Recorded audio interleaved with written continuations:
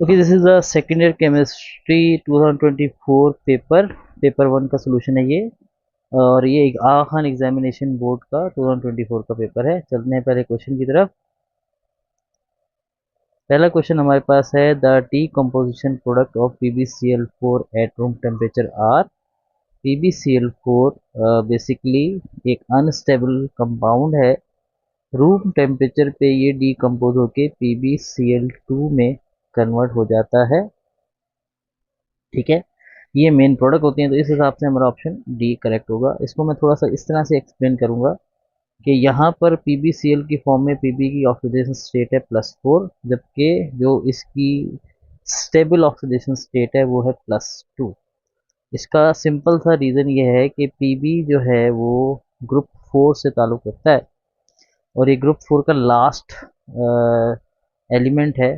तो इसके valence shell में होते तो 4 इलेक्ट्रॉन है, यानी कि इसकी जो वैलेंस शेल जो इलेक्ट्रॉनिक कॉन्फ़िगरेशन आएगी वो आएगी NS2 NPX में एक इलेक्ट्रॉन आएगा, और NPY में भी एक इलेक्ट्रॉन आएगा, और NPZ में कोई इलेक्ट्रॉन नहीं होगा।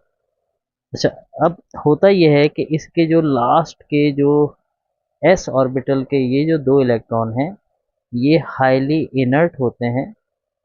ठीक है, मतलब ये केमिकल रिएक्शन में हिस्सा नहीं लेना चाहते हैं।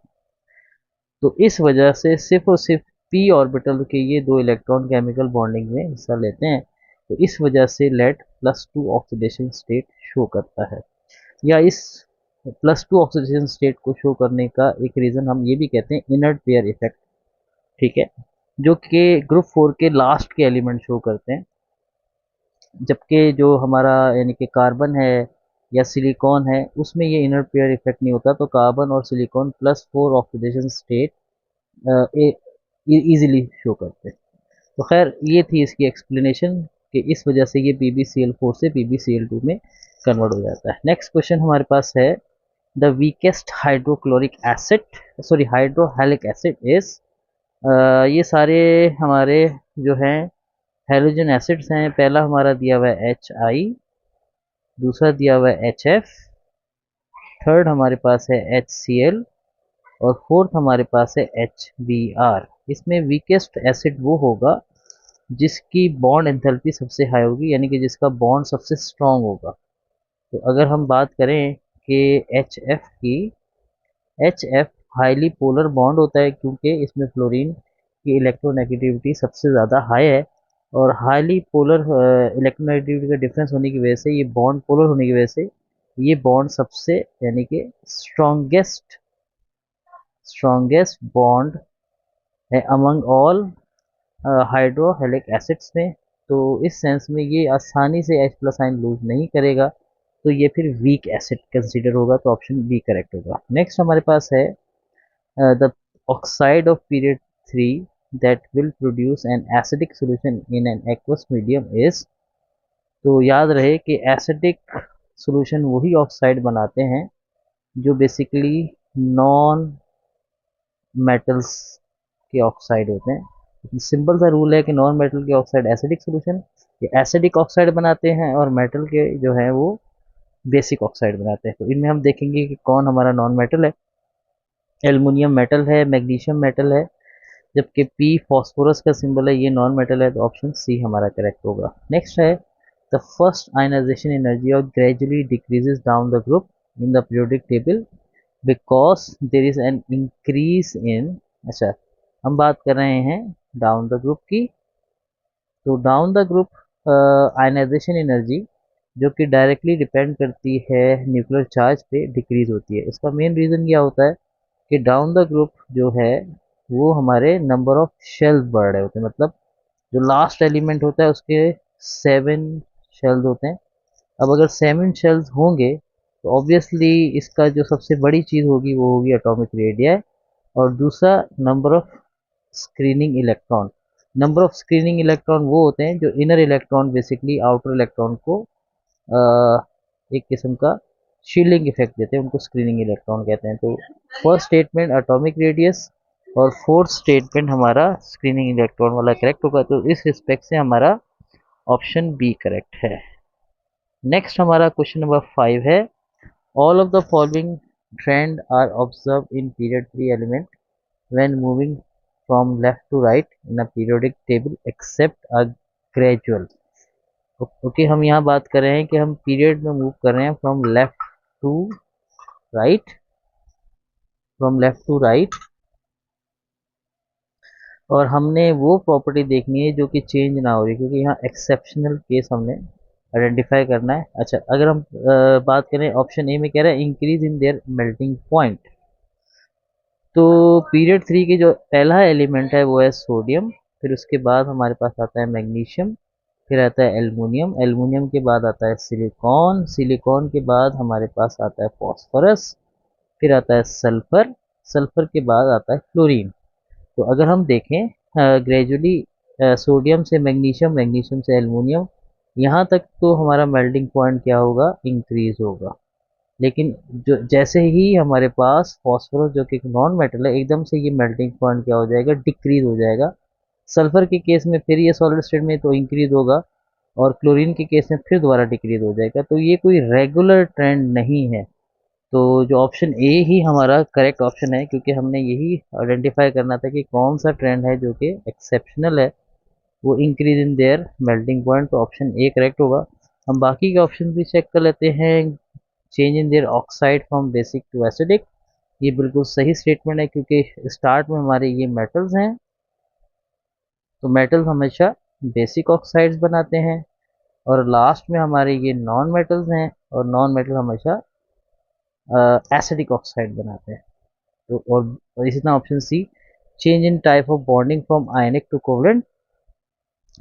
तो अगर हम जानते हो कि ये जो स्टार्ट के मेटल्स हैं, मेटल नॉर्मली आयनिक बॉन्ड बनाते हैं अगर ये किसी दूसरे नॉन मेटल से कंबाइन हो, और जबकि जो नॉन मेटल्स हैं ये अपने आप से ही कंबाइन होके कोवलेंट बॉन्ड बनाते हैं। तो ये स्टेटमेंट भी करेक्ट था। और last statement, decrease in atomic radii when constant shielding effect, obviously ये स्टेटमेंट भी करेक्ट था, क्योंकि left to right nuclear charge increase होता है तो उससे शील्डिंग इफेक्ट कांस्टेंट रहता है, क्योंकि नंबर ऑफ शेल्स सेम रहते हैं, तो एटॉमिक रेडियस उल्टा डिक्रीज होता है। तो इस तरह से ये तीनों स्टेटमेंट सही थे पीरियड 3 के ट्रेंड के हिसाब से, और पहला वाला स्टेटमेंट जो कि एक्सेप्शनल ग्रेजुअल के रिस्पेक्ट से था वो हमारा ऑप्शन वाइज सही था। अच्छा, नेक्स्ट हमारे पास है question number 6, if the coordination sphere carries a negative charge then the suffix for transition metal ion in International Union of Pure and Applied Chemistry nomenclature would be। अच्छा, अगर हमारे पास अगर आपको याद हो कि जैसे एक ट्रांजिशन कॉम्प्लेक्स होता है, लेट्स सपोज ये कॉपर, और यहाँ हमारे पास लिगेंड अटैच है NH3, फर्स्ट में 4 लगे हुए, और इस पे ऐसे सपोज कर लेते हैं कि लेट्स सपोज इस पे माइनस चार्ज है। अगर माइनस चार्ज है तो इसका नाम अब कॉपर नहीं रहेगा, इसका नाम क्यूपरेट हो जाएगा, इसके नाम के साथ ATE लगेगा सफिक्स। तो इस रिस्पेक्ट से हमारा ऑप्शन ए सही होगा। ओके, नेक्स्ट क्वेश्चन नंबर 7 है, copper 2 plus ion is more stable than copper plus ion in an aqueous solution because copper 2 plus ion has. अगर हम यहाँ पर हमारे पास ऑलरेडी एटॉमिक नंबर मेंशन है 29, इसकी इलेक्ट्रॉनिक कॉन्फ़िगरेशन लिखें तो वो होती है 1s2, 2s2, 2p6, 3s2, 3p6, फिर आता है 4s1 और 3d10। अच्छा, अब यहाँ पर ये तो कॉपर की इलेक्ट्रॉनिक कॉन्फ़िगरेशन है। कॉपर प्लस 1 में ये 4s जो है वो 0 हो जाएगा और 3d10 रहेगा, और कॉपर 2 प्लस में 3d10 में से भी एक इलेक्ट्रॉन कम होके 3d9 हो जाएगा। अच्छा, अगर हम ऑप्शन ए में देखते हैं, लिखा हुआ है कि बेसिकली यहाँ पर कॉपर 2 प्लस आयन की बात हो रही है, याद रखिएगा। अच्छा, ऑप्शन ए में लिखा हुआ है हाफ फिल डी ऑर्बिटल, ऐसा बिल्कुल भी नहीं है। हाँ, ऑप्शन बी में ग्रेटर चार्ज डेंसिटी, क्योंकि इसने इलेक्ट्रॉन ज़्यादा लूज कर लिए हैं तो सबसे ज़्यादा चार्ज डेंसिटी इसकी है। ऑप्शन बी करेक्ट हो सकता है। अच्छा, उसके बाद लोअर हाइड्रेशन एनर्जी, याद रखें जिसकी चार्ज डेंसिटी ज़्यादा होती है उसकी हाइड्रेशन एनर्जी भी ज़्यादा होती है। तो इस रिस्पेक्ट से तो ऑप्शन सी इनकरेक्ट हो जाएगा। और लास्ट में लिखा हुआ है कंप्लीटली फिल्ड डी ऑर्बिटल। हम ऑलरेडी जानते हैं कि इसका ये कंप्लीटली फिल्ड डी ऑर्बिटल नहीं है, तो ये हमारा गलत हो जाएगा। तो ऑप्शन बी इस सेंस में करेक्ट होगा। Forming coordination complexes all the following species would act as a ligand except. अच्छा, जब हम बात करते हैं कि लिगेंड क्या होता है, लिगेंड वो होता है जो इलेक्ट्रॉन पेयर डोनेट करता है, ठीक है। और इलेक्ट्रॉन पेयर जो वो डोनेट करते हैं जिनके पास लॉन पेयर्स हों, ठीक है, और जिनके ऊपर नेगेटिव चार्ज हो। तो अगर हम ऑप्शन ए देखें तो ये एक लिगेंड है। अच्छा, ये हमारा कार्बन मोनोऑक्साइड है, इसमें कार्बन के पास एक लॉन पेयर होता है, ये भी एक लिगेंड है। ओ एच पे नेगेटिव चार्ज है तो ये भी लिगेंड है। लेकिन NH4+ का मतलब ये है कि इसका ऑलरेडी ये इलेक्ट्रॉन डेफिशिएंट है, तो फिर ये कैसे इलेक्ट्रॉन डोनेट करेगा। और हमने बेसिकली यही एक्सेप्शनल केस ही आइडेंटिफाई करना है, तो अब ऑप्शन डी करेक्ट होगा। क्वेश्चन नंबर 9 है the electronic structure of iron two ion is. Iron की इलेक्ट्रॉनिक कॉन्फ़िगरेशन दी हुई है, मतलब एटॉमिक नंबर दिया हुआ है, और हमने इसकी इलेक्ट्रॉनिक स्ट्रक्चर ड्रॉ करना है, लिखना है। तो अगर मैं इसकी लास्ट की इलेक्ट्रॉनिक कॉन्फ़िगरेशन लिखूं तो वो आता है हमारे पास 4s2, और हमारे पास 3d6 होता है। अच्छा, अब 2+ आयन का मतलब है कि दो इलेक्ट्रॉन लूज होंगे। वो दो इलेक्ट्रॉन कहाँ से लूज होंगे, डी से या एस से। ऑब्वियसली ये एस से इलेक्ट्रॉन लूज होते हैं। तो जब इलेक्ट्रॉन एस से लूज होंगे तो एस ऑर्बिटल होगा ही नहीं। मतलब अगर मैं ये कहूँ कि जहाँ हमारी इलेक्ट्रॉनिक कॉन्फ़िगरेशन 3D पे एंड हो रही हो वही हमारा सही आंसर होगा। तो इस रिस्पेक्ट से हमारा ऑप्शन बी करेक्ट है। अच्छा, साथ ही साथ हम इसको काउंट कर लेते हैं, क्योंकि यहाँ 26 में से दो इलेक्ट्रॉन लूज हुए हैं, तो टोटल 24 इलेक्ट्रॉन होने चाहिए। तो आप ये काउंट कर लें, ये हमारे 10 हो गए, 10 एंड 8 18, 18 + 6 24। तो इस तरह से हमारा ऑप्शन बी करेक्ट है। नेक्स्ट है the compound which is alicyclic in nature, ठीक है। एलिसाइक्लिक उन कंपाउंड्स को हम कहते हैं जो कि साइक्लिक हों और एरोमेटिक्स ना हो। तो इस रिस्पेक्ट से अगर हम ऑप्शन दे देखें ए और डी, बेसिकली इसमें ऑल्टरनेट डबल बॉन्ड नजर आ रही है, एरोमेटिक्स की कैटेगरी में आता है, जबकि बी साइक्लिक कंपाउंड है, तो और ये एरोमेटिक नहीं है, तो ऑप्शन बी करेक्ट होगा। अच्छा, नेक्स्ट क्वेश्चन नंबर 11 हमारे पास है all of the following amino acid molecule exhibit stereo isomerism except. अच्छा, स्टीरियो आइसोमेरिज्म वो कंपाउंड रखते हैं जिनमें कायरल सेंटर होता है। तो हमने कुछ ऐसा कंपाउंड आइडेंटिफाई करना है कि जिसमें कायरल सेंटर ना हो, ठीक है। अगर हम ऑप्शन ए को देखें, ये जो ऑप्शन हर कॉर्नर यानी कि कॉर्नर नज़र आ रहा है, ये बेसिकली CH2 है। तो यहाँ पर ये कार्बन के साथ दो आइडेंटिकल H लगे हुए हैं, और हमें कायरल सेंटर इस तरह से आइडेंटिफाई करते हैं कि ऐसा कार्बन जिसके चारों तरफ 4 डिफरेंट ग्रुप लगे हुए, जबकि ये इस कार्बन के साथ दो सेम ग्रुप हैं, तो ये कायरल नहीं है। तो इट मीन्स ऑप्शन ए ही हमारा करेक्ट होगा, क्योंकि ये स्टीरियो आइसोमेरिज्म नहीं होगा। बाकी दूसरा भी चेक कर लेते हैं। अब जैसे ये कार्बन है, इसने 3 डिफरेंट बॉन्ड ये बनाए हुए हैं, फोर्थ बेसिकली एक हाइड्रोजन होगी, तो ये कायरल सेंटर होगा। इसी तरीके से यहाँ पर भी कुछ ऐसा ही है, यहाँ ये फोर्थ हाइड्रोजन होगी, तो 1 2 3 और ये पूरा रिमेनिंग ग्रुप। सिमिलरली यहाँ पर भी कुछ ऐसा ही एक, मतलब इस कंपाउंड में तो दो दो कायरल कार्बन है, और यहाँ पर अगर हम देखें तो ये भी एक कायरल लग रहा है, क्योंकि ये H यहाँ होगा। तो 1 ग्रुप 2 ग्रुप 3 और रिमेनिंग फोर्थ, मतलब हमारा बी और सी और डी में कायरल सेंटर है, जबकि ए में कायरल सेंटर नहीं है। ओके, क्वेश्चन नंबर 12 है the compound that contain the carbonyl group is. अच्छा, ये हमारा इन बिटवीन दो इथाइल ग्रुप के बीच में ये ईथर है, ठीक है, और ये अल्कोहल है हमारा, ठीक है, OH ग्रुप लगा हुआ है, और ये हमारे पास ईस्टर है। अगर मैं इसको एक्सपेंड करूं तो C2H5, ये हो जाएगा C डबल बॉन्ड OCH3। तो इसमें ये आ गया C डबल बॉन्ड O, जिसको हम कहते हैं कार्बोनाइल ग्रुप। तो ऑप्शन सी करेक्ट है। अच्छा, in the nitration of benzene the reaction between nitric acid and sulphuric acid generate an electrophile that is. तो अगर आपको याद हो कि नाइट्रोजन बेंजीन में नाइट्रिक एसिड H2SO4 के साथ रिएक्ट करके NO2 प्लस आयन बनाता है जिसको नाइट्रोनियम आयन कहते हैं। ऑप्शन डी उसका नाम है नाइट्रोनियम, तो ऑप्शन डी करेक्ट होगा। अच्छा, इसके बाकी के प्रोडक्ट हमारे होते हैं HSO4 माइनस एंड H2O। ठीक है। अच्छा, नेक्स्ट हमारे पास है question number 14, the reaction of chlorine with the टॉलिन in dark in the presence of catalyst FeCl3 and at low temperature yield. अच्छा, अगर हम बात करें, टॉलिन बेसिकली बेंजीन का डेरिवेटिव है जिसमें बेंजीन रिंग पे एक CH3 एक मिथाइल ग्रुप लगा हुआ है जिसको हम टॉलिन कहते हैं।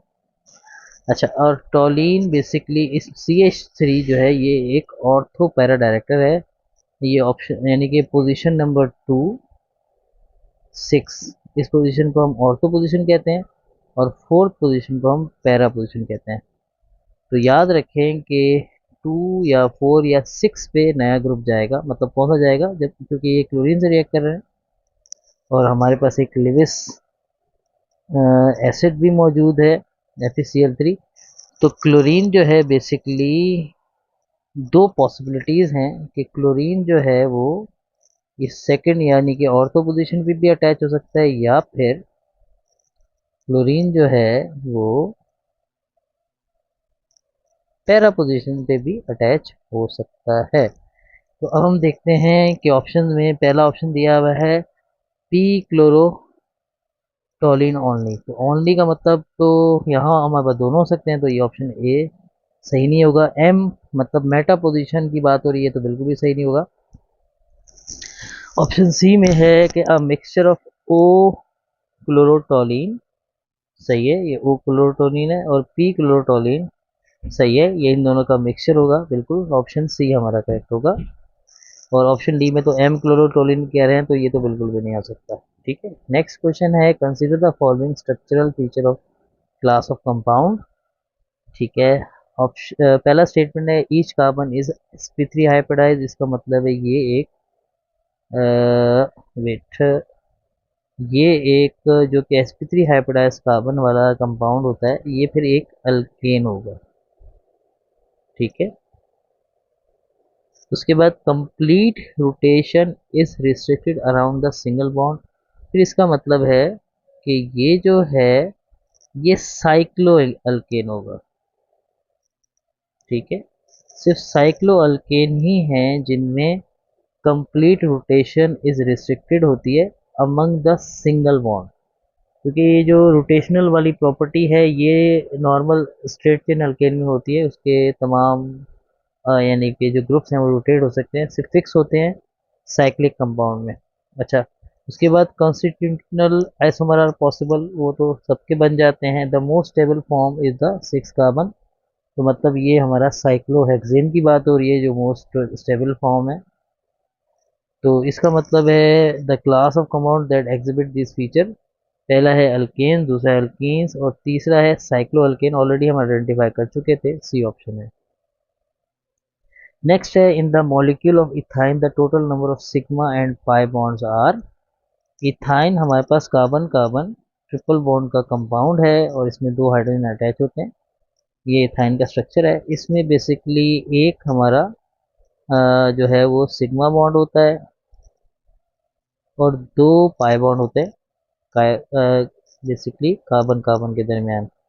अच्छा, हमें जो है वो पूरे मॉलिक्यूल की बात करनी है, तो फिर यहाँ कार्बन हाइड्रोजन के दरमियान भी दो सिग्मा बॉन्ड्स आएंगे, तो टोटल हमारे सिग्मा बॉन्ड जो है वो 3 सिग्मा बॉन्ड हो जाएंगे और दो पाई बॉन्ड हो जाएंगे। तो इस रिस्पेक्ट से हमारा ऑप्शन सी करेक्ट होगा। नेक्स्ट है question number 17, the compound which can be used as an alternate to chlorofluorocarbon in refrigeration is. Basically इसका जो हमारा मेन ऑप्शन है वो है, पहला दिया हुआ है मिथाइल क्लोराइड, दूसरा दिया है डाइफ्लोरोमीथेन, तीसरा है थर्ड हमारे पास सी ऑप्शन है कार्बन टेट्राक्लोराइड और डी ऑप्शन है ट्राई क्लोरोमीथेन। अच्छा देखिए, हमने सब्स्टिट्यूट लेना है तो क्लोरो कंपाउंड नहीं होना चाहिए, क्योंकि क्लोरो कंपाउंड बेसिकली वो ओजोन लेयर की डिप्लीशन की वजह से बैंड, मतलब इसको हम यूज़ नहीं करते, तो फ्लोरो कंपाउंड हमारा बी ऑप्शन सही होगा, ये यूज़ हो सकता है। अच्छा, smoke is the combination of smoke and fog. The smoke is chemically reducing in nature if the contain high concentration of. देखिए, जब रिड्यूसिंग स्मोक की बात होती है तो उसमें सल्फर डाइऑक्साइड आता है। हाँ, हमारे पास दो तरह की स्मोक होती है, एक रिड्यूसिंग, सही है, रिड्यूसिंग स्मोक में SO2 होता है, और एक ऑक्सीडाइजिंग, ऑक्सीडाइजिंग में बेसिकली ये नाइट्रिक ऑक्साइड या ओजोन होते हैं। ठीक है। अच्छा, 19 क्वेश्चन है, one of the parameter to check the water purity in electrical conductivity which measure the amount of. देखिए, जब हम प्योरिटी चेक करते हैं और वो भी इलेक्ट्रिकल कंडक्टिविटी के रिस्पेक्ट से, तो बेसिकली उससे उसका direct relation ions of water में पड़ता है, क्योंकि जो इलेक्ट्रिसिटी का जो, यानी कि विदाउट आयंस के वो डिटेक्शन पॉसिबल नहीं है, तो मेन हमारा आयन इन वाटर हम कैलकुलेट करते हैं या मेजर करते हैं। नेक्स्ट क्वेश्चन है, the application of green chemistry in the industrial sector does not help to. अच्छा, अगर आपको याद हो, ग्रीन केमिस्ट्री किस एरियाज में काम करती है, कि जहाँ पर इन्वायरमेंटल फ्रेंडली जो कि स्टेप्स लिए जा सकें। तो इस रिस्पेक्ट से जो इन्होंने क्वेश्चन पूछा था, application of green chemistry in the industrial sector does not help to, मतलब हमने जो इसका अपोजिट है वो स्टेटमेंट आइडेंटिफाई करना है। ऑप्शन ए है रिड्यूस द हैजार्डस वेस्ट, ये ग्रीन केमिस्ट्री करती है। Reduce the use of petroleum product, ये भी काम करती है, क्योंकि पेट्रोलियम प्रोडक्ट पोल्यूशन बनाती है, इन्वायरमेंटल के अगेंस्ट जाती है। Increase the consumption by making safe product. अच्छा, तो ये भी हमारे पास biochemistry, sorry, green chemistry की कैटेगरी में आता है। और डी ऑप्शन हमारा है increase the yield of non biodegradable product, ये बिल्कुल नहीं करती, क्योंकि ग्रीन केमिस्ट्री हमेशा बायोडिग्रेडेबल प्रोडक्ट जो कि आसानी से डिकम्पोज हो जाती हैं उसको प्रेफर करेगी, नॉन बायोडिग्रेडेबल को कभी प्रेफर नहीं करेगी। तो ऑप्शन डी करेक्ट होगा। नेक्स्ट क्वेश्चन है, all of the following are true about SN2 reaction except that they are favored in non-polar solvent, always occur with partial racemization, involve the formation of transition state, always occur with the inversion of the configuration। अच्छा, SN2 reaction में again हमने एक exceptional statement identify करना है जो कि SN2 में नहीं होता। देखिए, SN2 जो है वो नॉन पोलर में होता है। इसी तरीके से SN2 में 100% इन्वर्जन की पॉसिबिलिटी है, क्योंकि एक अपोजिट साइड से न्यूक्लियोफाइल आके अटैक करता है। तो ये स्टेटमेंट कुछ हमारा उससे मैच करता है, लेकिन हम बाकी के स्टेटमेंट भी चेक करते हैं। Always involve the formation of transition state, बिल्कुल SN2 में ट्रांजिशन स्टेट क्रिएट होती है। ठीक है, ये स्टेटमेंट हमारा प्रूव करता है, ये करता है। Always occur with inversion of configuration, बिल्कुल 100% इन्वर्जन होती है। तो ऑप्शन बी हमारा करेक्ट था, क्योंकि हम पार्शल रेसमाइजेशन इसमें नहीं होती। नेक्स्ट क्वेश्चन है, the polar nature of NH bond in the amine is the result in. याद रखें, जितने भी पोलर बॉन्ड्स होंगे उससे इंटरमोलिकुलर फोर्स ऑफ अट्रैक्शन बढ़ेंगे, और इंटरमोलिकुलर फोर्स ऑफ अट्रैक्शन हमेशा मेल्टिंग पॉइंट को और बॉइलिंग पॉइंट को हाई कर देंगे। तो इस रिस्पेक्ट से हमारा ऑप्शन डी करेक्ट होगा। Pyridine is a basic hydrocyclic amine. Its structure is represented as, ये हमारा पायरिडीन है। ये ऑलमोस्ट 5 कार्बन और 1 नाइट्रोजन जो कि हमारा साइक्लिक स्ट्रक्चर के अंदर इन्वॉल्व होता है। ठीक है। नेक्स्ट हमारे पास है, the butyl magnesium bromide react with carbon dioxide gas, it forms. Butyl हमारा होता है C4H9, ये मैग्नीशियम हमारा हो गया, और ब्रोमीन, ये ग्रिग्नार्ड रिएजेंट है। ये कार्बन डाइऑक्साइड से जब रिएक्ट करेगा तो ये कार्बोक्सिलिक एसिड में कन्वर्ट होगा, और कार्बोक्सिलिक एसिड ऐसा होगा कि जिसमें एक कार्बन इसमें इंक्रीज हो जाएगा, यानी कि ये हो जाएगा, अगर मैं डायरेक्ट लिखूं तो C4H9COOH। ठीक है, तो अगर आप देखें तो टोटल 5 कार्बन है, तो ये पेंटानोइक एसिड बनेगा।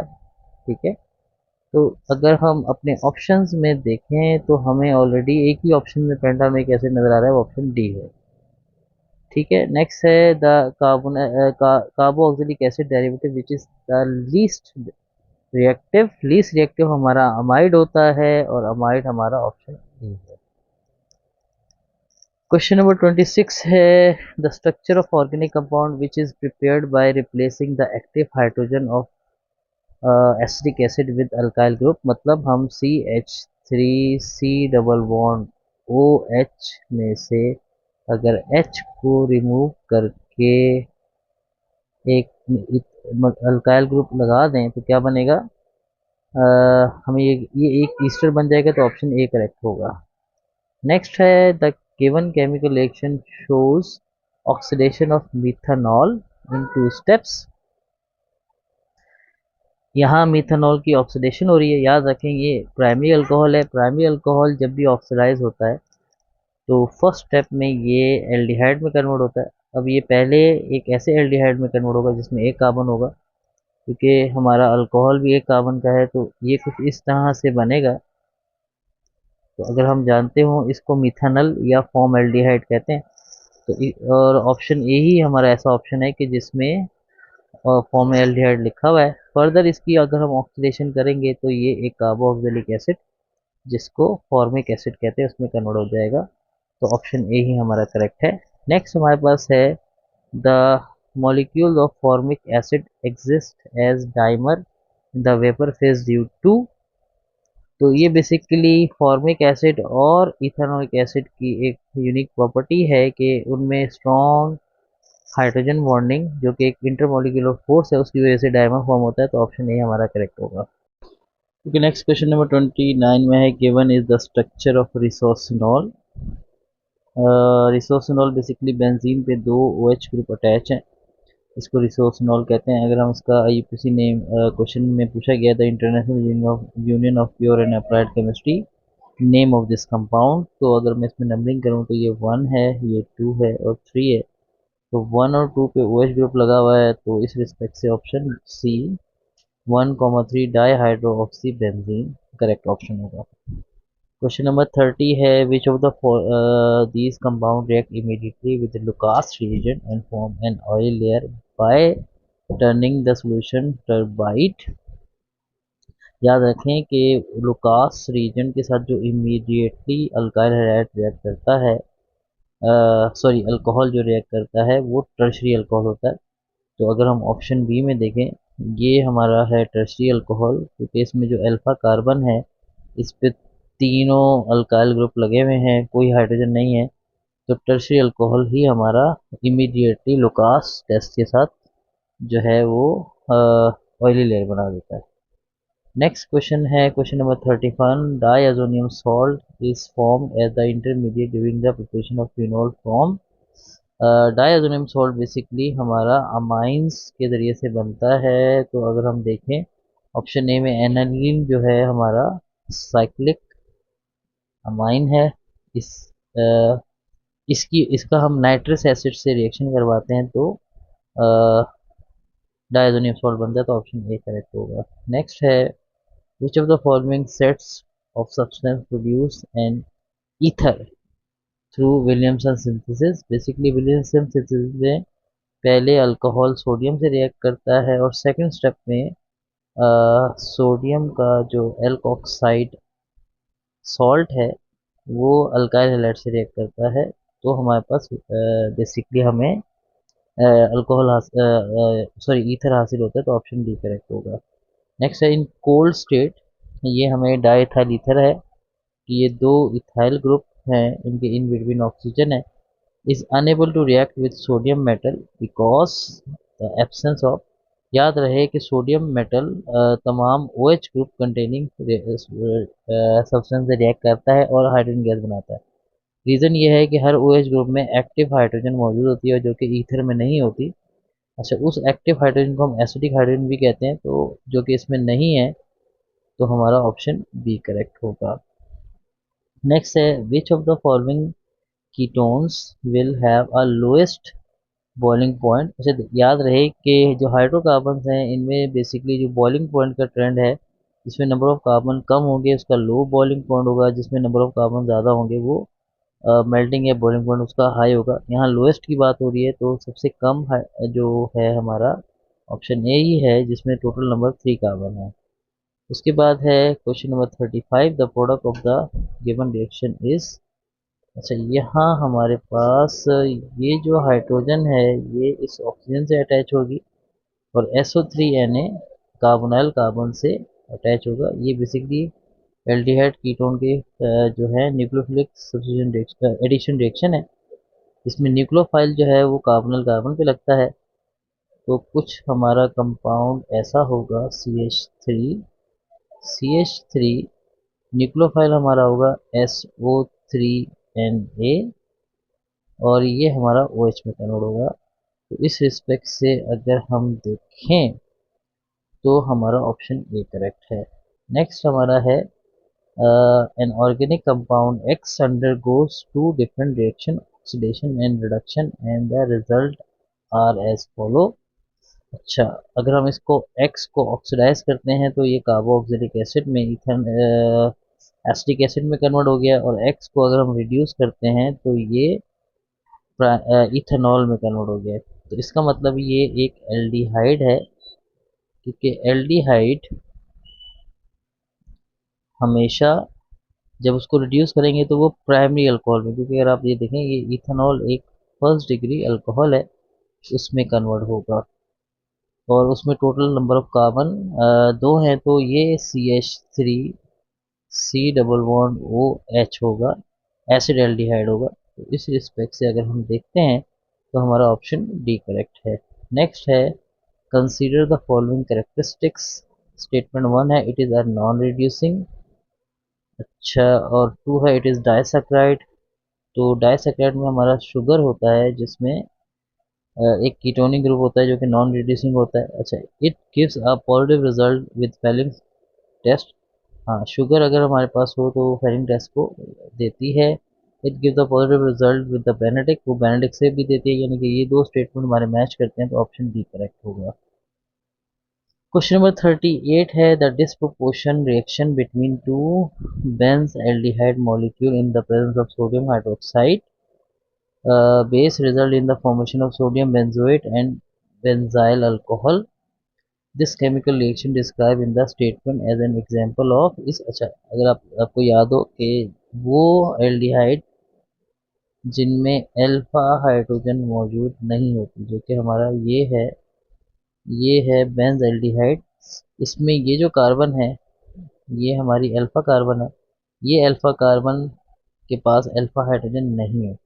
ऐसे तमाम एल्डिहाइड जिनमें अल्फा हाइड्रोजन ना हो, जब आप उसको हीट करेंगे in the presence of NaOH या KOH, तो वो डिसप्रोपोर्शन रिएक्शन देंगे। डिसप्रोपोर्शन रिएक्शन क्या है? तो बेसिकली एक मॉलिक्यूल जो है वो ऑक्सीडाइज होता है और एक मॉलिक्यूल, क्योंकि यहाँ मैंने दो मॉलिक्यूल मेंशन किए, रिड्यूस होता है, और इस रिएक्शन को कैनिज़ारो रिएक्शन कहा जाता है। ऑप्शन क्वेश्चन नंबर 39 है, in contrast to ribonucleic acid RNA d ribonucleic acid DNA stands. याद रहे कि DNA में एक OH ग्रुप या एक ऑक्सीजन मिसिंग होती है, तो ऑप्शन में हमारा are much shorter in length, नहीं ऑलमोस्ट लेंथ तो सेम होती है। RNA stable in alkaline solution ऐसी भी कंडीशन नहीं है, क्योंकि ये दोनों की सेम ही ऑलमोस्ट रिएक्टिविटी होती है। Contain adenine and uracil as a base pair, ये भी प्रॉपर्टी नहीं है। हाँ, option d contain a pentose sugar with one less hydroxyl group, जैसे मैंने स्टार्ट में कहा कि हम DNA में एक हाइड्रोक्सिल ग्रुप कम होता है। क्वेश्चन नंबर 40 है, the chemical which is release by the pancreatic gland after having a meal. Basically insulin हमारा वो सब्सटेंस है जब हैविंग अ मील पैंक्रेटिक से निकलता है, ग्लैड से निकलता है। अच्छा, क्वेश्चन नंबर 41 है the given diagram depict the type of inhibition in the enzyme catalyst reaction. अगर आप गौर से देखें ये एंजाइम है, ये सबस्ट्रेट है, ये इनहिबिटर है। तो बेसिकली इनहिबिटर क्या करेगा, वो एंजाइम की एक्टिव साइट को ब्लॉक करेगा ताकि ये सेपरेट जो है वो एंजाइम से कनेक्ट ना हो सके। The inhibitor is the reaction classified as non competitive because it attract with the site other than active site. अच्छा, ये एक्टिव साइट से कनेक्ट नहीं होता क्योंकि हमारा क्वेश्चन थोड़ा डिफरेंट है कि नॉन कॉम्पिटिटिव इनहिबिटर है, तो इस तरह से हमारा ऑप्शन बी करेक्ट होगा। क्वेश्चन नंबर 43 है all of the following are the significance of dyes except that they are used in. Dyes basically एक कलर कंपाउंड होता है जो कि जब किसी सब्सटेंस से हम उसको मिक्स करते हैं तो उसको कलर देता है। तो अगर हम देखें ऑप्शन ए हमारा करेक्ट ऑप्शन है क्योंकि हमने एक्सेप्शनल केस देखना है। लेज़र स्कैनिंग के अंदर कोई कलर कंपाउंड की ज़रूरत नहीं है, बाय लेज़र ही हम स्कैनिंग कर लेते हैं। अच्छा, नेक्स्ट है polyvinyl chloride PVC is use in making. अगर आपको याद हो PVC basically PVC pipe market में ऑलरेडी अवेलेबल होते हैं, तो हाउस पाइप बनाने के ये काम आता है। क्वेश्चन नंबर 45 है consider the given characteristics of a class of organic compound elastic in nature derivative of petrochemicals made of monomer and polymer. अच्छा, यहाँ ये जो इलास्टिक इन नेचर है ये कुछ प्रॉपर्टी एडहेसिव से मैच करती है क्योंकि अगर हम देखें ड्रग नहीं होगा ये, तो ये मेडिसिन की कोई ऐसी कोई प्रॉपर्टी नहीं होती या फर्टिलाइज़र की भी ऐसी नहीं होती और पेस्टिसाइड की भी ऐसी कोई प्रॉपर्टी नहीं होती, तो एडहेसिव इससे फिट बैठता है। क्वेश्चन नंबर 46 है the pair that matches the component of paint which is appropriate purpose is. अच्छा, वॉलेटाइल सॉल्वेंट गिव कलर, ये तो पिगमेंट का काम है। पिगमेंट प्रोवाइड विस्कोसिटी, ये भी बिल्कुल गलत है। Binder create a continuous film, हाँ ऑप्शन सी हमारा करेक्ट है कि बाइंडर एक कंटिन्यूस फिल्म बनाता है जिसकी वजह से जो भी डाई है या कंपोनेंट आसानी से पेंट के अंदर कनेक्टेड रहता है। अच्छा, नेक्स्ट क्वेश्चन है question number 47 which of the following monomers does not undergo free radical polymerization to form thermoplastic. Basically thermoplastic के लिए हम अल्कीन यूज करते हैं पॉलीमराइजेशन और फ्री रेडिकल से। तो अगर देखें ऑप्शन ए में हमारे पास अल्कीन है, सी में अल्कीन है और डी में भी अल्कीन है लेकिन बी में नहीं है, तो ये कंपाउंड कभी भी पॉलीमराइजेशन से मतलब फ्री रेडिकल पॉलीमराइजेशन नहीं देगा। अच्छा, नेक्स्ट हमारे पास है the correct sequence of the 5 stage in working of mass spectrometer. अगर आपको याद हो सबसे पहले हमारा सैंपल जो है वो वेपराइजेशन, उसकी वेपराइजेशन होती है, तो ऑप्शन डी हमारा पहला वेपराइजेशन है। फिर उसकी आयनाइजेशन क्योंकि उस पर जो फिलामेंट के इलेक्ट्रॉन की कंपार्टमेंट होती है तो वो आयनाइज होते हैं। फिर वो पार्टिकल एक्सेलरेट होकर तेज़ी से मूव करते हैं और मैग्नेटिक फील्ड में डिफ्लेक्ट होके डिटेक्शन पे जाते हैं, तो ऑप्शन डी हमारा करेक्ट होगा। क्वेश्चन नंबर 49 है which of the following will absorb in ultraviolet visible region of electromagnetic spectrum. अगर आपको यूवी विजिबल रीजन में की स्पेक्ट्रोस्कोपी याद हो, कि वो कंपाउंड्स को आइडेंटिफाई करती है जिसमें डबल बॉन्ड हो और ऑल्टरनेट डबल बॉन्ड हो। तो अगर सिर्फ और सिर्फ हमारे ऑप्शन डी में ही हमें ऐसे कंपाउंड नजर आ रहे हैं, बेसिकली एक ही कंपाउंड है ये जिसमें दो डबल बॉन्ड है और वो ऑल्टरनेट पोजीशन पर हैं, तो ऑप्शन डी करेक्ट होगा। लास्ट क्वेश्चन हमारा है और इसमें consider the given graph of N atomic emission spectroscopy. अच्छा, इसमें एक्स एक्सिस बेसिकली वेवलेंथ को मेंशन करता है और वाई एक्सिस इमिशन इंटेंसिटी को। ये ऑलरेडी मैंने पहले से लिखा हुआ है। हमारे ऑप्शंस में इत्तेफाक से ऐसा ऑप्शन नहीं है कि जो इससे मैच करे, तो इसी वजह से मैं पहले से ही ये चीज़ ऑलरेडी मेंशन कर दी थी। तो अगर मैं मतलब ये हमारा ऑप्शन ही कुछ ऐसा था कि इसमें कोई ऑप्शन था ही नहीं। तो ये हमारे एमसीक्यूज का सोल्यूशन था। होप आपको ये समझ में आया। Thank you.